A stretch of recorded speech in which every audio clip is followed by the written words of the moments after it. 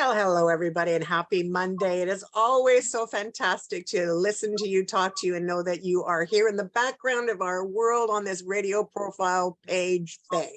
I know that sounded kind of funny, but it's Monday just after the new year. And I got to tell you, I'm not quite ready for 2023 yet, but I'm hoping to be ready at the end of this program because the people that I have as our guests today are doing something really extraordinary for everyone in Nanaimo, but particularly for women. Today in the Zoom booth, I have Kerri Isham, like Squisham, she said. And of course, anyone who listens to the show knows that I screw up names anyway. So Kerri, welcome to the program. And Andrea Maynes is with us as well. So hey, you guys, women, Nanaimo Women Helping Women. Hello. Kerri, how'd you like to tell us a little bit about that? Welcome to the program. Sure. Well, thanks for having me today. Nanaimo Women Helping Women started with a conversation on Zoom actually in October 2021. There were 25 women who had been talking about the Netflix series Made, about a young woman who was trying to flee an abusive partner. And I just decided that I wanted to get people talking about this. So we talked for the first hour about how we felt about it. And then the second hour was, well, what are we going to do about it? And from that, we created Nanaimo Women Helping Women. I love the premise of that. You know, the story Made, I haven't been able to watch. You know, I think a lot of people know that I've come actually from domestic violence and am a survivor of it. And so as a direct consequence, I try to avoid shows like that. And most people that listen to the program or watch us on Shaw, they know a little bit about that. So I'm not going to embellish it very much. Surprisingly, there are so many people that are experiencing different forms of violence in the home.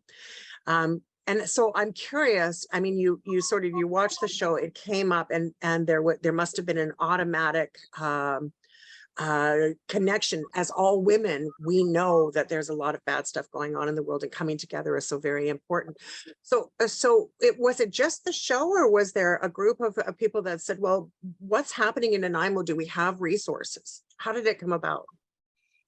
Yeah, I mean, we do have resources, but the resources are pretty saturated right now. Yeah. Not only are the staff exhausted from COVID, but there's more and more people needing help because of the housing crisis is a huge part of it.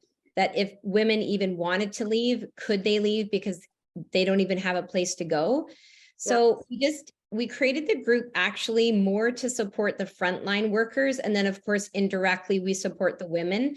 We wanted to be able to offer resources that their nonprofit, through the funding that they get and the grants that they get, they may not be able to offer that. And so they contact us, they make requests for what their client needs. And most of the time we're dropping off or meeting up with nonprofit workers. And then they give it to the client, and it allows them a little boost too, because usually they'd have to say, no, we don't have grocery cards. No, we can't put your stuff in storage. No, we can't give you a short-term hotel stay. So it's a beautiful collaboration where when we don't have enough resources, we really have to pool together with the existing resources. So what I heard from that is that you're dealing mostly with the agencies then, right? Rather than the individual, because I know that confidentiality becomes so crucial and so important for the dignity of everyone involved as well. So are you brokering mostly with agencies then? Yeah, we tried to do frontline work where we were with the clients directly, and that was super time consuming and overwhelming. The reason that we have to do it through the agencies is because they've already vetted the client, they've screened them, they know what their needs are. And so we really are working directly with the nonprofits. Yeah, and I think that that is a really great way, because it is true from a funding perspective. It is very, very often limiting for nonprofits. There's, you know, quite a process for them to be able to get funding, and that funding very often doesn't go to the real degree for what the issue is. I'd like to bring Andrea into the conversation. Andrea, what got you started in all of this? Well, we moved to the island in May 2021. What year? No, yeah. No, 22. So you're new. Welcome. Yeah. Welcome to Vancouver Island for sure. And I was sitting here by myself, like I don't have any friends, I don't have nothing. And I thought, oh, what can I do? So I posted, I don't even know where I posted. I said, looking for somewhere to volunteer, to get to meet people. And Kerri reached out to me and said, hey, we have this group, we help women. And me, I've been in a shelter, I know what it's like. Yeah. Been in the domestic violence situation. I thought, oh, this is really great. And with what I do with working with men and women to build their confidence and self-esteem and self-worth, I thought this is perfect. And I just jumped right in and said, okay. And now I'm part of the admin team and I do whatever I possibly can do. So it's been really wonderful. And I'm not a frontline worker like Kerri works directly. There's a couple of people of the admins who work directly with the people, but I'm good at organizing events and I'm good at showing up when volunteers are needed. And, you know, I can help out in other ways other than the frontline work, which is totally fine with me. And that's just how I started and got to where I am. There's something really wonderful about paying things forward, right? And when you know that you have been through the situation yourself, you know, I think there's something to be said about having that place where you have a confidence to be able to support someone else because you know where they've been. Even if you don't get to meet them individually, you understand. Look, this is very common. It's very, very, very common for women to survive domestic abuse. There are men who obviously have it as well, for sure, but it's not unusual. But it's not just domestic abuse that women and Nanaimo Women Helping Women do, right? Like there's other areas of conversation. Kerri, would you like to like sort of talk about who some of the typical kind of clients might be or participants might be in this process? Sure. So we work with women who are entering or exiting treatment. We work with women who have been sexually assaulted directly with the Nanaimo Family Life Association through their Indigenous Informed Sexual Assault Response Team. And we also work with women who are transitioning from being unhoused to housed. Yes, yes. And we're seeing a lot more of that, aren't we? Yeah. Yeah. Have you seen an uptick of resources required during COVID, or has it stayed relatively balanced all the way along? Well, I think the need is greater than it's ever been before. I think COVID just cracked things wide open, and we have a lot of different things, you know, in the mix, you know, the housing crisis, you know, finding jobs that work with, you know, families, schedules and things like that, the opioid crisis, like there's the, you know, the mental health crisis. I mean, hospital, people can't even get a doctor crisis. Like there's so many things going on. And I feel like those things were there before, but the Band-Aid has been ripped off. And I think we're sitting, scratching our heads, wondering, when is this going to get better? Right. And so for me, this group has really helped my mental health because I really feel I get a dopamine hit every time I help someone. When someone's like, thank you so much, your group just furnished a house for me, or thank you so much for the ferry pass so that I could get to my family because I didn't even have enough money for a ferry pass or gas, or, you know, it's just little things. And you see the humanity in people when they're, you know, moved to tears by getting a couple of $100 of grocery cards, a gas card, and some fast food cards that they would never have had access to. So we're giving minimally with maximum results because people are able to actually take the next step in their life. I think when they feel cared for and that people love and respect them and that we're excited for them, that they've made this huge choice, even though it's going to be difficult for them. You know, it's difficult to leave an abusive relationships. You don't leave and like, it's a long time. The, you know, bouquets of flowers. It is hard uphill work. Yeah, I think that you hit it on the head, is that, you know, someone who's experiencing this isn't a choice, right? This is very often people find themselves in circumstances they never expect that they're going to be in. They don't choose it for themselves, and getting out is a dangerous process sometimes. And so we have to be really cognizant of that. And you're quite right. It's just because you leave, you don't suddenly find yourself all in the glory of it all, right? There's so much work that needs to be done, not just to get resettled, but to get climatized to what life looks like in a new environment, in a new way. And with the shortages that are happening, with all of the things that are going on, it's not something we can do alone. It's hard to do alone. It's like, I remember when I was leaving my situation and I tried even reaching out to family and they all said no, because I had a baby. I had no choice but to go to a shelter, you know? So when I think about that and think about the women with their children, and we get to help those children, because we're helping their mom create a better scenario in life for them. And I honestly feel this group, with the resources that we have, and all we have to do is put one post in and say we need this, and like Kerri just started 5-day turnaround for people moving into places. Within 5 days they have an entire home filled with furniture and food and whatever they need to start creating that new life. That to me is like the most powerful thing that this group has to offer, knowing when I left my situation, there was nothing like this available to me at all. So this is, to me, just one of the greatest gifts that Kerri's come up with, like honestly helping these women and being able to also provide mental support, doctors. You know, we have a list of resources for any therapies that they need, or even if someone just needed a friend to talk to. There's lots of people within our group that are mental health professionals or coaches or stuff that they could be in touch with, and we can help them mentally grow as well. So their journey doesn't have to be alone. Yes, yes, yes. I'm curious because I mean, you've already started to list off like some of the members of the group.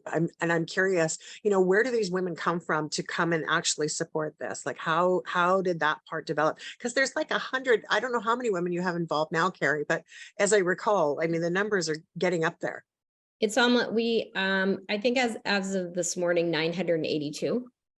Like a phenomenal amount of women that are part of the program itself. And as Andrea so eloquently said, they're coming from all walks of life, right? And able to support. So what are some of the most common things that are requested? Is it furnishings? Is it gift cards for food and groceries and, you know, stuff like that? Is that the most common?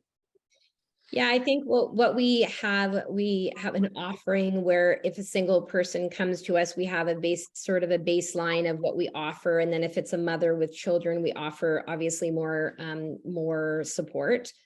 The requests have been so wide. So I'll just give you a couple of different things. Sure. Yeah, please. Put a lot of women who are, you know, evicted or having to move out, if they want to keep their stuff, they need a storage locker. And during COVID, everybody had their stuff in storage because a lot of people became unhoused. Sure. It's very difficult to find that. So we would pay for a storage locker for people. We've paid for ferries. We've paid bus tickets. We've given grocery cards, gas cards, fast food cards. We've paid for a person's medication. We paid for a woman's car insurance because someone gifted her a car. She had a job, but she had no way of paying for her insurance. We have paid people's damage deposits on their place because they were able to get a place, but they didn't have the money. We have offered clothing through Big Brothers and Big Sisters boutique. We offer Sean Jensen with Junk in Our Trunk helps us with a lot of our moves because we tried moving people and it was way too much. I completely understand. Not something that this 51-year-old body wants to do. And I was at all 4 of them. So I was like, I hear you. But we do really small things too that are huge. So when you are trauma saturated, and you have to fill out all this paperwork, we have people that will sit with people that will help. And it's not even that they're writing it out, like we're not as volunteers, but just to sit with someone and say, what does this mean? Like, how do you fill this out? Because I have 2 degrees and half the paperwork from the government, I have to ask my husband. Yeah, totally. I'm with you. Recently, we've had a lady who needed a translator. We do have a list of people in our group that speak different languages. So we kind of meet them wherever they're at. I mean, what else? Kerri, lots. Pretty unlimited. For me, that I've seen, it's whatever you need, there's a way for us to resource what you need if you're not getting it through the people that are helping you, the organization, like the housing available for these women or whatever. We're kind of like that step beside them so they can access it. Like even, I know Kerri, we went and helped a lady. She just needed a room for her baby to be in. So we went in and cleaned up her house and took care of some stuff like it. And that was huge. And bought her some essential things the baby needed that she couldn't afford. And then now she's doing great, you know? So it's like, you just help out with these tiny little things that to you as a privileged person, it doesn't mean anything. But when you see them take it and go to the next level because they had some love in their life, someone who cared, because I know that the capacity for the people who work in the shelters, they can't do all of that on their own either. They do what they can. And so we're like little gods and goddesses that show up and make it miraculously happen for you. And most of the people that I think that we've helped have been able to make that turnaround. So it's wonderful. Where does the funding come from? Where do the bodies come from? Where do these 900 fabulous angels, you know, walking goddesses and gods, where do they come from? Well, all over the place. So because we're a grassroots organization, we're not a nonprofit and we don't have charitable status, people have just been donating money. We do at least 2 fundraisers a month and a lot of our fundraisers are aimed at how can we keep our community of volunteers well. So we had Montesterio Sound Healing, do a sound healing event for us. We've had yoga. We have somebody doing body coding and emotional coding this month. Next month, someone's offered their time to read tarot cards. And so we do Purdy's fundraisers. Andrea and I did a hot dog sale, which was pretty funny. We kind of do whatever. And lately, especially around Christmas time, we, you know, one of our members gave us half of her tips from her hairdressing. We had yesterday a group member just asked if people could make donations and they transferred us $170. And then one of our members donated $1,500 after her husband passed away, after they had sort of paid off debt. So people are not needing a receipt from us because they are seeing the work that we're doing. And we raised $35,000 in our first year and we helped 65 women. And that's a really big huge deal in our first year. And so that's huge. I'm just anticipating that people, Foxy Box is going to do a fundraiser for us on International Women's Day. I just met with Beth Alden yesterday about that. And people they just want to help because so many people in our group, and I think I really want to share this piece. A lot of the women that are getting help from us also join our group. And I'm going to give you an example. We helped a gal move. She was in a pretty distressed situation. But she was there in their next move with her truck, helping the next person who needed to be moved. And we're seeing a lot of paying it forward. And that makes you feel really good because a lot of us don't really want to ask for help. We want to try to, you know, pretend that we can do it on our own. And so to see that level of like reciprocity and compassion and empathy really sort of makes our group quite cohesive. And that when people ask for help, people know that they need help and then we just act immediately. We don't want them to have to ask a second time round because they already needed help like a year ago, 5 years ago, 10 years ago. And we want to be that like 24-hour response time is kind of our mandate. We can't always make that happen, but we don't want people waiting around for grocery money or for gas. Sometimes someone donated a bunch of oil changes. So then we gave those out to a couple of the shelters because some of the women have vehicles. And so then they could go in for an oil change. Sky's the limit on what we're going to do this year. It's looking good so far. Yeah, no kidding. I mean, first of all, congratulations for everything that you've done so far. I mean, there is no question that when someone is in need, the lower the barrier, the better, right? It's hard enough for somebody to ask for help, let alone to have to go through all the rigmarole that is often required, all the red tape that's often required for people to actually access the help they need. I know for myself, I've seen so many people within our community over many years of working directly in community that have been really paying things forward over and over again. And it always seems to me, and maybe I'm wrong, but it's been my experience anyway, that the people that have had the least have often given the most, right? I don't know if you've experienced that, but it's something that I have seen over and over and over again.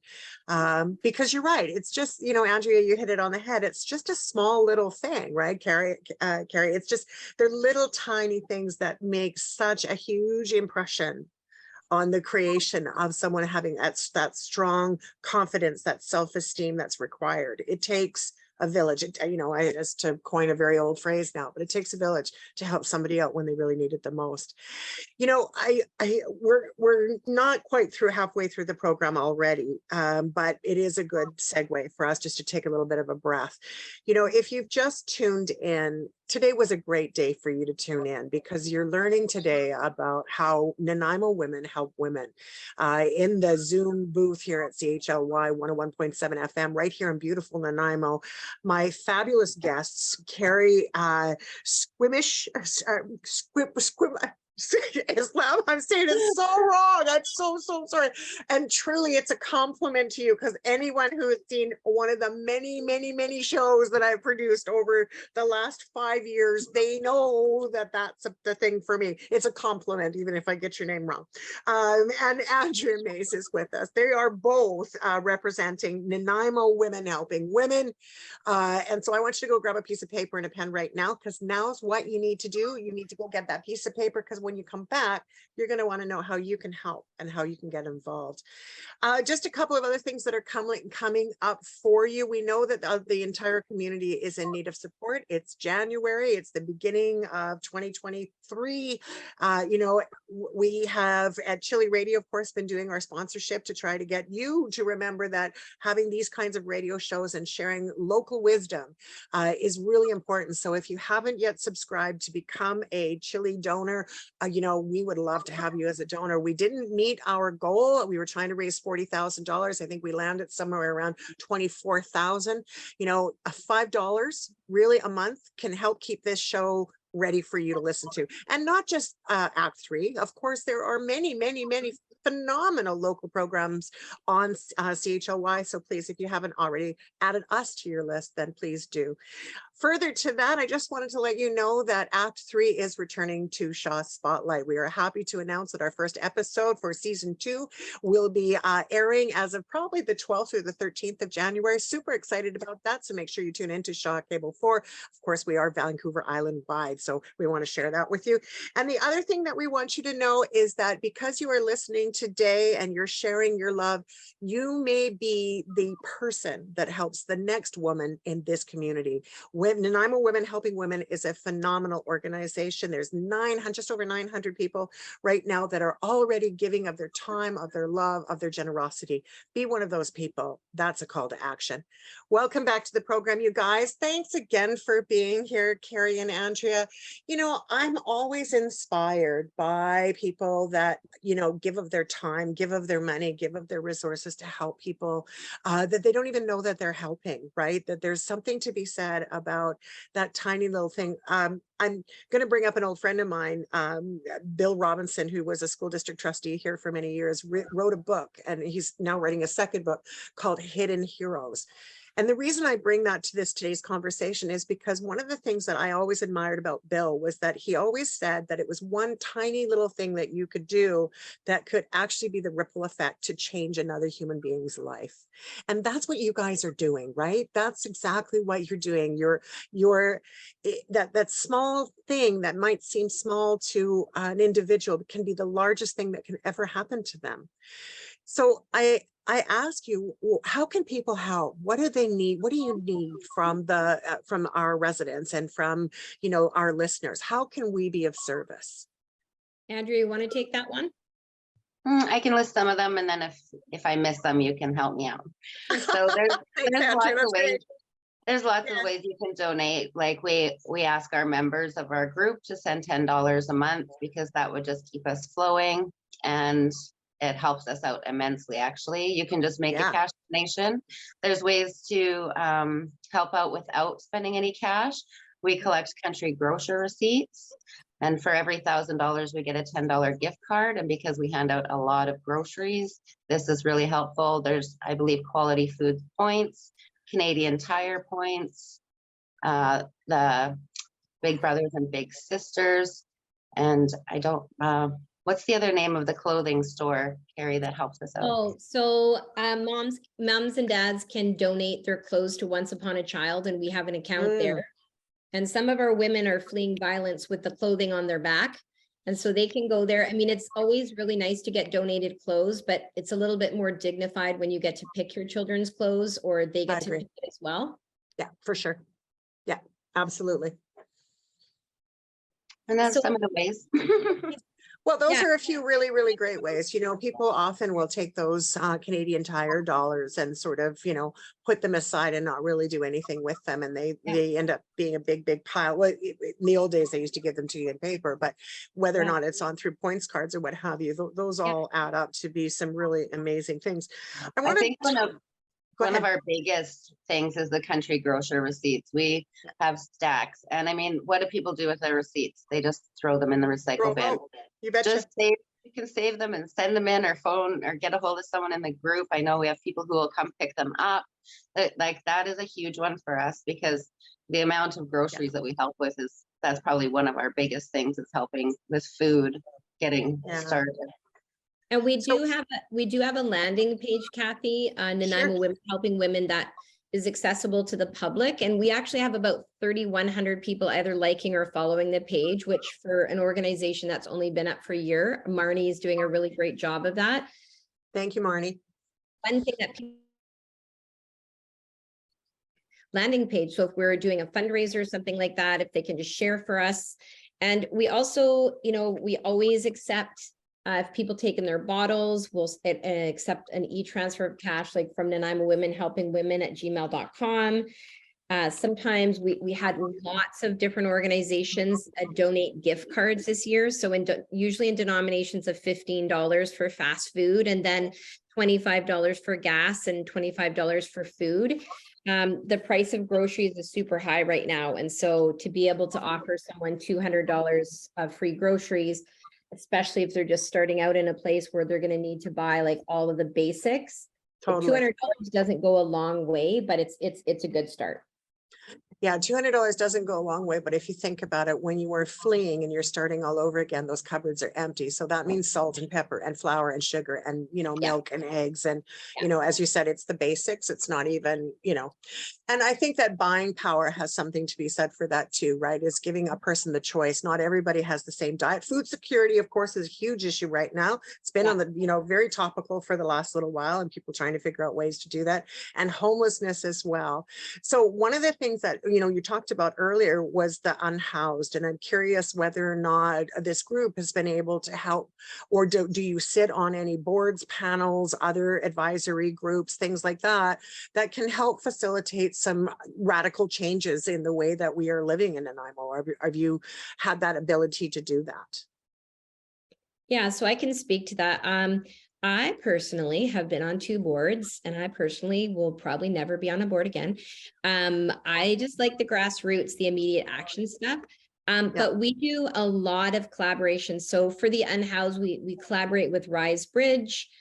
We collaborate, they have a warming center during the day right now. And we collaborate with 710, which is a warming center too. So when I get donations at my house of gloves and scarves and hats and boots and things like that, for sure, we drop them off there. I mean, our group is affiliated with like the community outreach team. We get calls from the Nanaimo Regional General Hospital, Island Health, VIU, a lot from Cedar Woman House, Literacy Vancouver Island.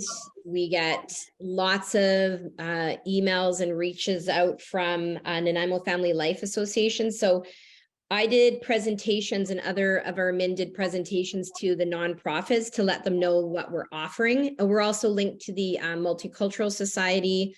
Yeah. So we're pretty well known in the first year. People know that if someone needs it, we got a request for a phone the other day, a husband and wife. It's like we're kind of flexible for some things in our group, because if a husband and wife, their house burnt down, they need a phone. Well, we give the phone to the wife, but the husband also benefits, right? And just like we give things to mom, and the children, male, female, whatever, benefit too. So our group is really about healing the community. It is specifically helping women, but like without healthy women in our community, like we're not going to be thriving here. Women are, you know, it takes support, right? Like I know my mate has supported our group, and one of our other admins, son and husband, is really great. And we don't not acknowledge the men who are helping us out, because, Of you know, course. there's been men who want to make donations and do stuff. And absolutely, we definitely are welcoming that if you're here to help. But our goal is to have strong, confident women. And once you've been through a situation like this, and once you recover from it, you are stronger, you are more confident, and you want to help others change their life. Like, it's Totally. completely full Yeah. circle.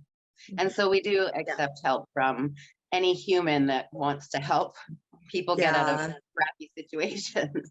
Well, and nobody wants to be in a crappy situation. You know, this is not, I think that, you know, there was a time, I know that that's changed. I've seen it changed, you know, in the last 10 years. It's been remarkable how far women have come in this cause. And I don't know whether or not Me Too had something to do with that, or whether or not it was just sort of a time when we, by nature, have been able to move forward in a way that it has been unprecedented. You know, it used to be, and certainly in my lifetime, I'm turning 60 this year, and I remember going through some things with my family in early life that, you know, are still happening today for sure, but the way that community comes and deals with it now is so very different than it was 40 years ago, right? I think that we have, you know, that women have been empowered to do so much more with their lives. And so it's no longer the stigma, which was was a huge stigma for a very long time for anybody who was going through an abusive situation. But it's more than that, right? It's the spouse passes away, whether or not, you know, it's a same gender, LGBTQ couple, or, you know, coming together and breaking apart, or whether or not it's divorce, or whether it's, you know, there's so many reasons why relationships change. And sometimes separation happens out of urgency when we least expect it's going to happen. Nobody plans for that. So, you know, I think that having community, I guess one of the things that I'm inspired the most about today's conversation was not only the fact that it's grassroots, but also the part that really stands out for me is how easily it's been for you to be able to do a call to action and get the help that you need right away. Funding is not, you're not going to different places to get funding. You know, women are saying, here, this is my contribution. How can I help? How can I serve? And organically, people are being supported in ways that community is designed to do. So, you know, as far as your experiences have been, what, you know, people love to sort of relate to stories that have happened, right? So I'm curious, is, without naming names, of course, we don't want to ever break confidentiality, but have you seen some real strong changes? And if so, would you share some of those with us today, please? Sure. Well, I think I have a couple stories that really stick out for me this year. They're all incredible, but absolutely. we got a call, we got an email. We also help the high schools as well. Yeah. We got a call or an email from a school counselor in District 68, and they had a 17-year-old girl that was sort of back and forth couch surfing, place to place to place, really had been raising herself her whole life. And she really needed a place. And one of our members, I don't know how this happened, because energetically we're set out to help people. So things actually, like, we do create some magical. Of course, the universe is listening. Okay, Yeah, that was great. So we found her a place in 24 hours. Then wow. we gave her grocery gift cards. We got her bedding, pillows, a duvet, like just the basics, because it was a room in someone's house. But we did get an email from the counselor a few months later, probably going to get a bit emotional here, but she said that the girl would not have graduated if our group hadn't have intervened and provided that level of support. Wow. And I'm thinking back to 17, like, could I have lived on my own? No, I was pretty stuck to my mother's hip until I was about 23. But I lived at home, right? And so to be able to have such a significant impact in a short amount of time, she actually did write us a thank you note as well. Recently, we helped a gal, a young woman who's pregnant and lost her job just kind of right before any benefits kicked in, because she has she's in a situation where she throws up every single day through her entire pregnancy. And so wasn't able to pay a portion of her rent because she wasn't able to work. And so, and this is where things get gray with our group, right? So we help unhoused women, but do we want this, 19-year-old person to become unhoused and then help her when she's unhoused to find a place? And in this climate, we don't want to do that. So Of course. we raised $972 in 1 hour and 13 minutes. I timed it in my group. I said, we need the money. I need to do this money order, and got the money order, paid it at the property place. And then she was, on her way. And this woman had a plan. She had a roommate coming in January 1st. She knew what she was. So we just provided a bridge so it wouldn't collapse, right? Everything around her, it's and if she wasn't pregnant, would we have done it? Maybe, but that adds a whole nother layer. And I sort of had to be oopsies, okay, well, I helped this lady after the fact because I didn't know, was that really our mandate or not? But I feel great about it. Sometimes well, of course. Yeah. Sometimes it's a no-brainer, right? Sometimes it's about really that particular situation. There's never a right answer when it comes to helping people, right? And the need is so great. How do you make the decisions, Andrea and Kerri? How do you decide which case needs support?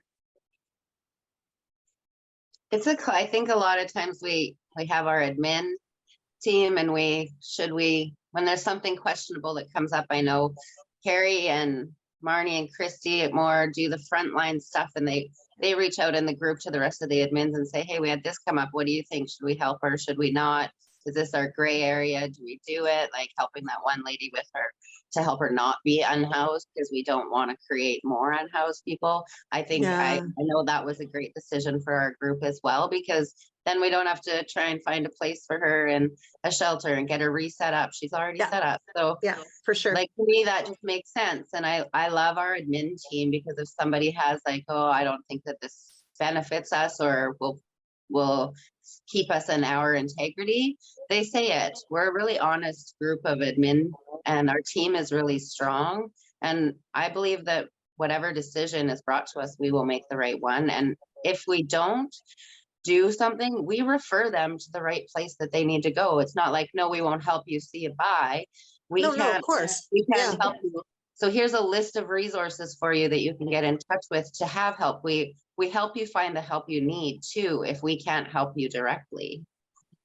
So when, because as we talked about it, them being vetted, people being traditionally vetted by an agency perhaps, or a referral that comes from, whether it's VHA or NFLA or what have you, there's a connection there already. That already, I would imagine, helps a long way in making some of those decisions.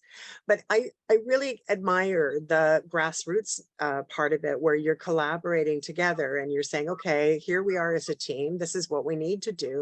These are some of the challenges that are happening within community. Or no, we can't help right now, but here's another way that we can support, right? I think that that's really what help looks like. I don't think that help is always about the dollars and cents of things, is it? Mm-hmm. No.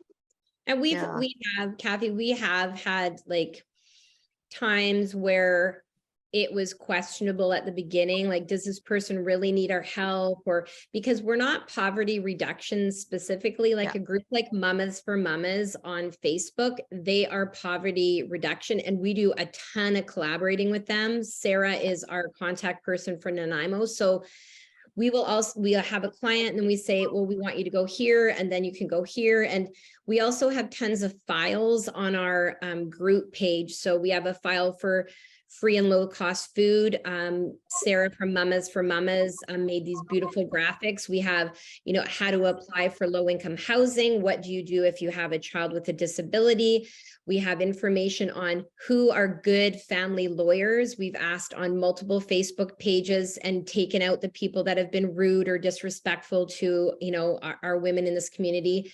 Yeah. We have information on support for men around like anger issues and, you know, becoming more loving, communicating beings in our society. So we really never turn anyone away. If people leave disgruntled because we've said no, they're not really Totally.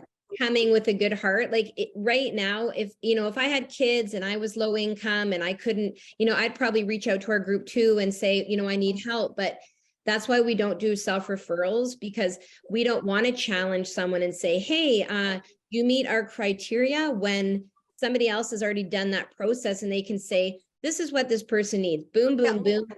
I literally gather, you know, cards, gift cards, pop them in an envelope. Either they come to my house to pick it up in a pickup bin, or I drop it off to them. And so we rarely see the clients, but we just know the ripple effect for them is going in a better direction. Absolutely. Absolutely. So there's a hands-on, but a removed hands-on sort of as it goes.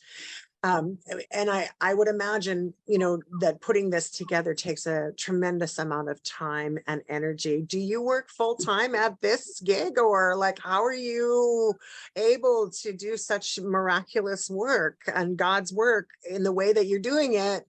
I see the smile on your face. I know our listeners can't, but trust me, it's a glorious one. Well, the thing is, I could not do this group without the admin team. We will be adding at least 2 more people, hopefully this month. We're in communication daily. Like, what about this? You know, like, we're doing this. So for me, I don't really know. So I have a business. I'm a certified sexual health educator.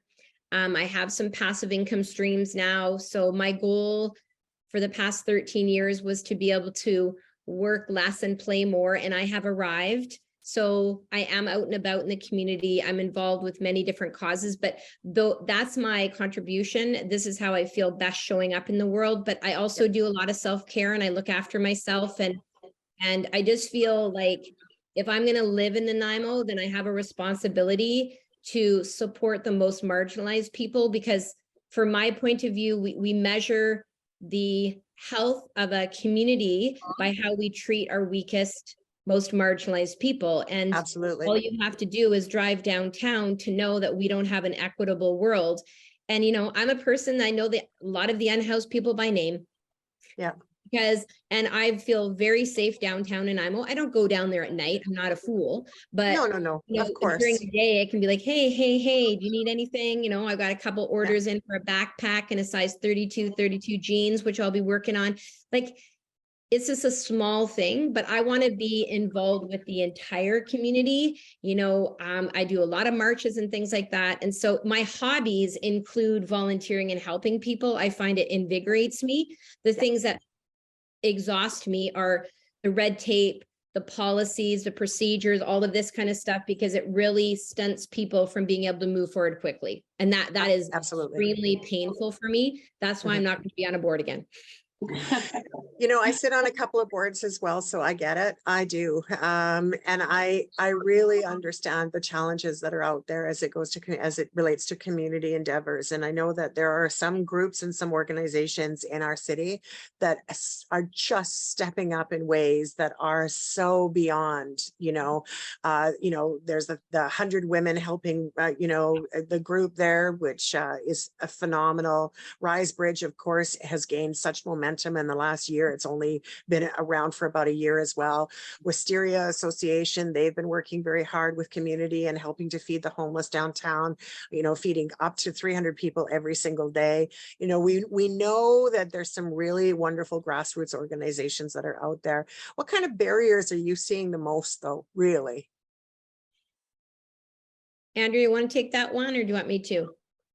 I think I'll let you, because you do more of the frontline stuff. Sure. So, well, not really barriers for us, because we don't compete for funding, right? Yes. This is the thing, right? So yeah, if we very were important. There competing for nonprofit funding, I think it would be a little bit more challenging, because I think as the funding is more specific, groups are having to morph what they're offering to be able to access funding and things like that. I really wish that each nonprofit was just given a chunk of money, that they didn't have to like beg, borrow, steal, write bazillion grants, maybe get them, maybe not get them. because when we have a scarcity mentality, people's behaviors are less than amicable. Isn't that the And truth? so, Yeah, yeah, so absolutely. I see our group as the collaborators, and so we don't have any ill feelings towards any of the nonprofits. We don't have any like strife or discomfort. We try to help all the groups as equally as we can, but we do help groups more than others because we've developed these very powerful relationships. I mean, I think Cedar Women House and I talk to them on the phone every second day. They're like, hello, Kerri, you know, because they have my phone number on their screen now.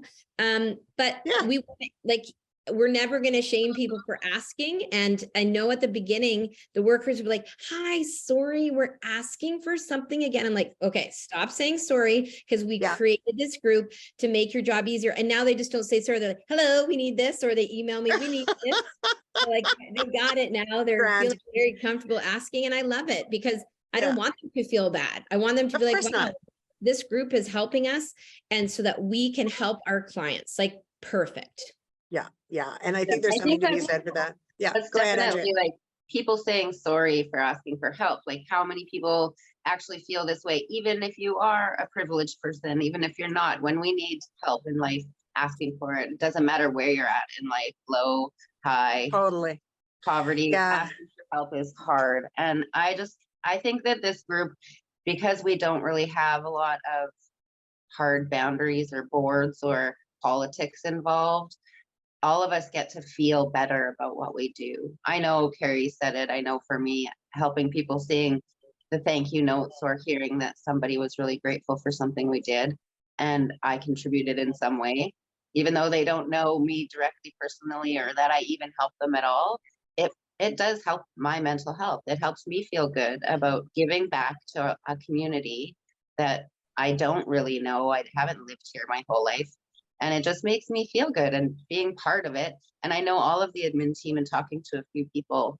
And even I've helped an unhoused woman as well, who has now found a job and a place to live. And she lived in her camper truck for, I don't know, a year and a half. She just, it was, you know, and driving around and letting her sleep in my driveway because she got in trouble sleeping over at the park. So, you know, like the things that you do, it just makes you like, oh my gosh, I'm so grateful for being privileged, but I'm also not so privileged that I don't want to help someone else.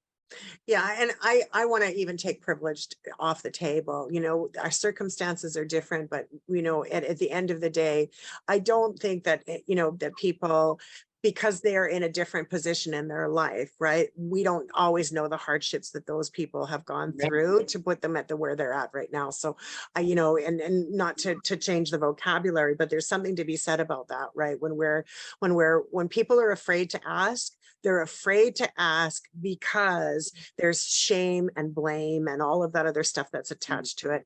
And that there's no place for that any longer in community. We're designed to be together. We're designed to support each other. And some people are more gifted at it than others. I mean, I remember a few years back where, you know, where I was involved in a fundraising situation where a woman had lost everything. And so we went to community and said to community, hey, listen, we need a few things. What I found was that women who had nothing always gave more. Always. And I found people that had more affluence, let's say, and then in their affluence, they gave far less. And so, and there's nothing, there's, I think, just really an understanding. If you haven't walked the walk, you don't always understand what that small little thing looks like, right? Yeah. I mean, I can tell you, I grew up on welfare. I understand exactly the very first time and the only time that I ever, as an adult, had to go into a welfare office and say, I need help. My baby was, you know, maybe a year or year and a half old. And I cried the whole time, right? I had such a hard time understanding, right? That this was, you know, it wasn't a choice that I had. It was you do what you have to do when you've got kids, right? You figure it out.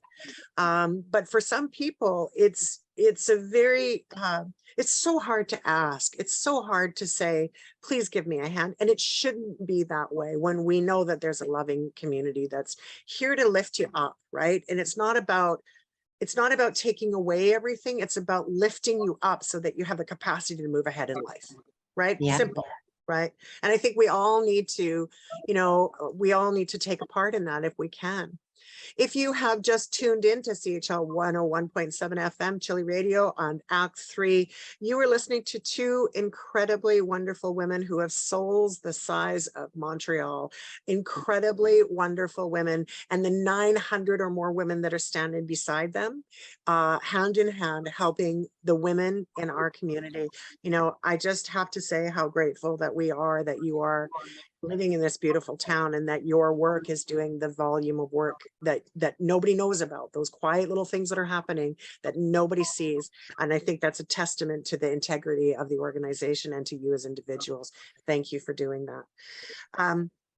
I also, because I told people to go get a piece of paper and a pen, I think it's a good time for you to tell them how they can not only help, once again, reminding people those, you know, grocery gift cards and all that stuff's great, but how do people find you? How do people participate? Who would like to take that part? There's our landing page, Nanaimo Women Helping Women. Do we have a website, Kerri? I don't think I've When you ever. say that, that's okay. When you say your landing page, are you talking about Facebook? Do you mean like the Facebook page, right? So Nanaimo Women Helping. Yeah. That's basically the platform. And if you're a woman and would like to join our private group, you can just send a message from our landing page. One of the admin will get back to you to bring you right into our group. We do keep our group with just women in it, the private group. And yeah, and whatever comes up for whatever daily basis, whoever's taken on that part, they just post in the group, we need this.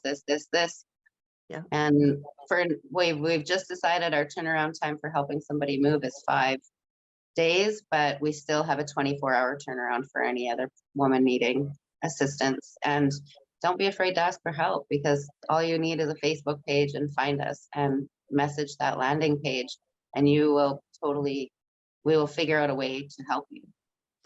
And if you haven't, but if you're not part of an organization, right? Because if a general listener needs some help, but they may not be attached to an agency, are you still able to support them in some way? And if so, what does that look like?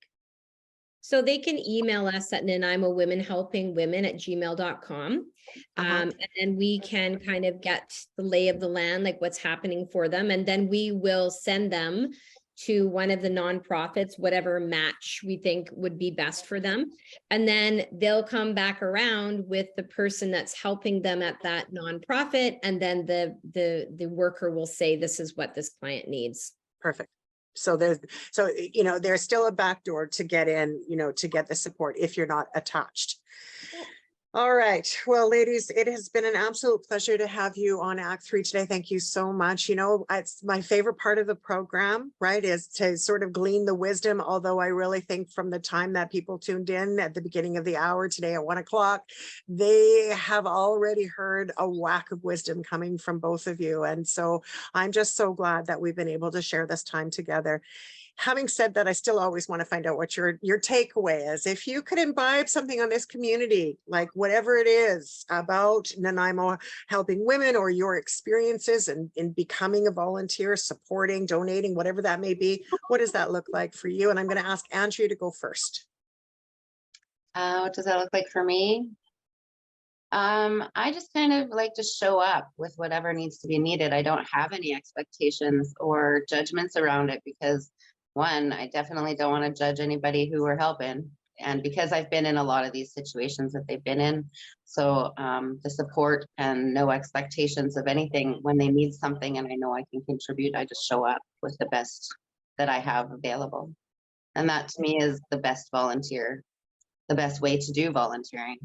Yes, exactly. Is that it's the gift of giving and nothing more. Yeah. And no, I'm not looking for anything in return, because I know that it makes me feel good just doing it. So that is enough for me. And the fact that I can support the less fortunate, or even our group supporting each other, that's really huge for me as well. We have a really strong team, and I really admire that. Yeah. Thank you so much. That's awesome. Kerri, what are your thoughts? Well, I guess my last final thought would be that I think if we think that we're never going to find ourselves in a situation where we need significant amounts of help, that it is possible for people to lose their jobs. It is possible for people to be run evicted or whatever. It is possible to have a car accident, have a head injury.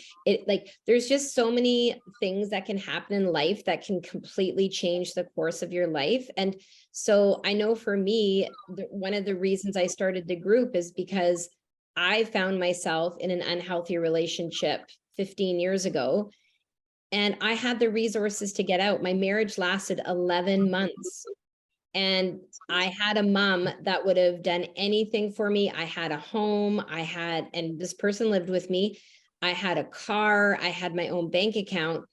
If I didn't have all those things in support, then maybe I would have had to stay and I wouldn't have had the life that I have with my partner today. So I think it's really important to know that this can happen to anybody. And this group is not just for those who are less fortunate. We have members of and clients of every different socioeconomic status, every different, ethnicity. This group is for everyone. And the more help that we receive, the more help that we can help the people in our community, because we have a lot of work to do right now,